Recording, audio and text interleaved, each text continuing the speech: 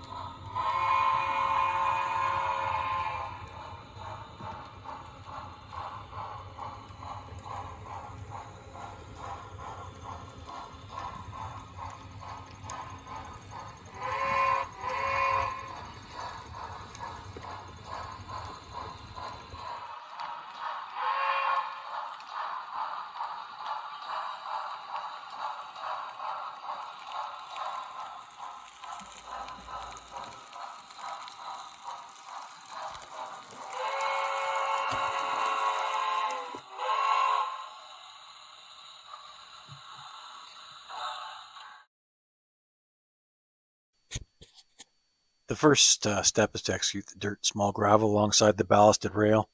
This was done using colored tile grout, fine buff ballast, and fine brown talus, the latter two being Woodland Scenic products. To lock this layer in place, it is covered in a mist of IPA followed by scenic cement. I apply my scenic cement with a squeeze bulb dropper. Using Luke Town's recipe, my scenic cement is a 1-part Mod Podge and 3 parts water. I use the same methodology of IPA, then scenic cement, to also secure my ballast. I will let this dry overnight.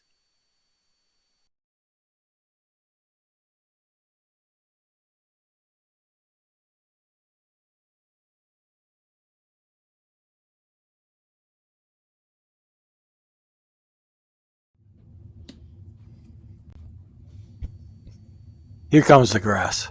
Some sections of this location already had some basic ground cover completed, so this next couple of minutes shows me adding some 7mm and 12mm light green Woodland Scenic static grass using the pinch and stab methodology I picked up from Boomer on his Boomer Diorama River Road YouTube channel. Boomer is a very talented artist who's creating an exceptional shelf layout with phenomenal realism. To his credit, he shows and explains his methodologies for building and painting in easy to understand terms. Most of all, he's constantly encouraging the viewer to try, to experiment, and learn from failures. Some might actually provide some unexpected neat results. I kind of feel like Bob Rossi's Happy Little Accidents, but I've truly gained inspiration from Boomer and highly recommend you watch his channel if you don't already. The pinch and stab method is simple. First, lay down some full strength matte medium where you want your grass, then pinch some grass together, passing it back and forth between your fingers 3 or 4 times, removing the loose strands from the ends, then stab it into the matte medium. After drying, you can fluff, tease, and vacuum up the excess. This method is effective as the 7 and 12mm variety of static grass does not work well in the static grass applicator. Give it a try.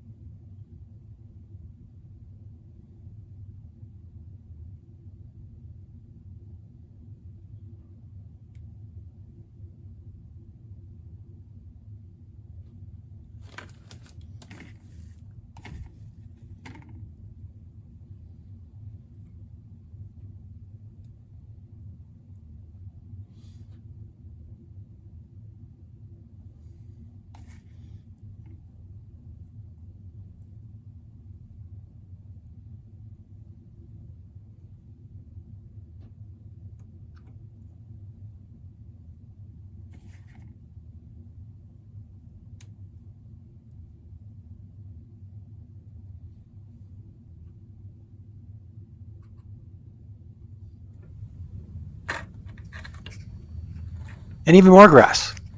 In the location we're working on, I first laid down some very thin grass mat using Walther's Seedmaster Tear and Plant Grass. Here I'm using some light green. The beauty of this product is that you can tear or cut and leave dents or tease and separate to create sparser areas of grass. The tease and separate methodology is mostly what I do, so it doesn't look too manicured.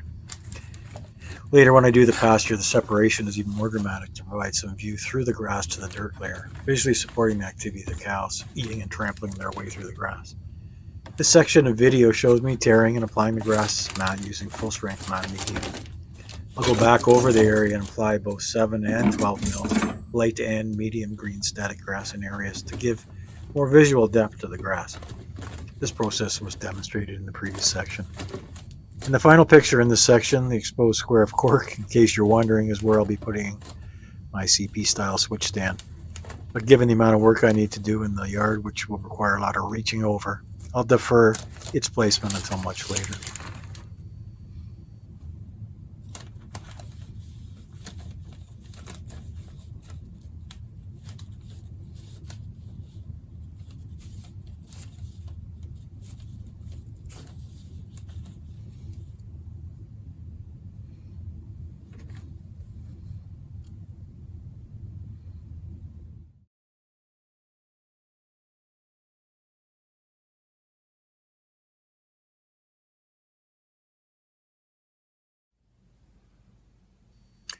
A fence and a pasture. My terrain base is a combination of plywood, foam, and Activa celluclay. Using Woodland Scenic log fence number A2981, holes were drilled in the surface using a 0.8mm drill in a pin vise. These sections were glued into the holes, and then CA was applied to attach adjoining sections to the split rail to the posts. I then applied more of the Walther's Seedmaster's Tear and Plant light green grass to the pasture, leaving a clear dirt path from the gate in the fence. As I indicated earlier, I really teased this layer apart so that the underlying dirt layer was visible. After this layer had dried, I applied 7 and 12mm light and medium green static grass using the pinch and stab method. I also glued some hikey bushes in various locations. Once dry, grass was teased and any loose materials vacuumed up. As a final step, I started some of the track weathering using pan pastels, specifically black and raw umber. There's more weathering to do, as well as an application of a wash from Tamiya XF52 Earth to the dirt, fine stone, and talus layers to unify the coloring. I'll leave you with some photos of the finished area as well as a short run of CP number 2218. Thanks for watching. Please like and subscribe.